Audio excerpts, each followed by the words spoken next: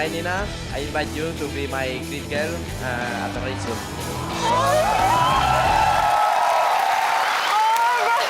Kaj pa to? A bo v redu? A si slišala? Si slišala, kaj je rekel? Kar obrni se, kaj? Are you kidding me, dude? Ne zafrkavamo se, Ne si videla? zafrkaval se, rekel je, da te želi imeti zraven sebe, da si njegova grid girl. In potuješ v Mugello, ker boš 2. junija na veliki nagradi Italije ga spremljala skozi celotno dirko, pravzaprav na začetku in skozi bokse in boš njegova A si za? grid girl. Si za? Definitivno. Je to uresničitev enih sanj? Joj, to je sploh brez besed. Preden sem šla doma, seveda, priprave, intenzivne, pakiranje kovčkov, tako s tem, da je bilo tudi veliko strahu, treme prisotne, pa tudi, ko sem prišla tja, ne vem, nekak strah je izginil in poln si pričakovanj, res, da bili so še metuljčki, seveda.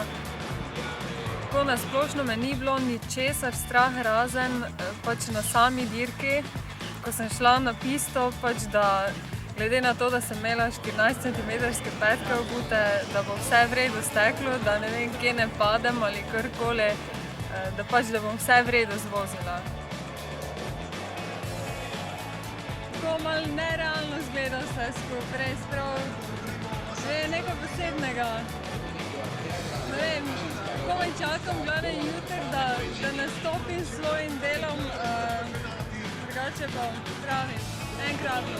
Ful sem nadušena, glavnem komaj čakam, da spoznam Markeza, drugače pa res neverjetno, motorji se že tudi slišijo, glavnem komaj čakam. Ja, jaz že preden sem šla tja, nekako mi je deloval kot ena pozitivna, vesela, taka razigrana osebnost in to je tudi potrdil. Takoj me pozdravil vse, kako sem, pa dal ljubčka seveda, rokovala so se pa tako. Jaz sem mu takrat predala pač svoje darilo, zahvalo, to je ena čelada pač posebej, smo naredili ene take grafike oziroma bila je kokoška, se pravi v obliki Slovenije gor, pa zraven mravljica. Hello, to remember you that you made someone very, very happy. Thank you. Ampak res, taka topla oseba, da vidiš, da je človek res vesel, ko te vidi.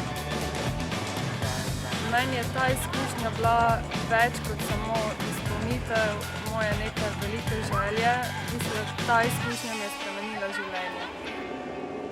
Tukaj sem presegla vse svoje meje oziroma šla čez vse svoje meje, sem bila pripravljena vložiti res 200% ali pa še več in nekako osebnostno zrasteš ob tem, ker vidiš, da si sposoben dosti več oziroma ne pač zaradi samega držanja marele, ker to ni nek napor, ampak zaradi tega, da pač si upaš iti tja nastopiti, glede na to, da sem popolnoma brez izkušenj, nikoli nisem delala ne kot hostesa, ne manekenka, ne model in res sem presenetila samo sebe, tako da izjemna izkušnja in bom rekla, nobena zahvala ni zadosti Pop TV-ju kanalu, Vidu in Perutu, tako da najlepša hvala vsem.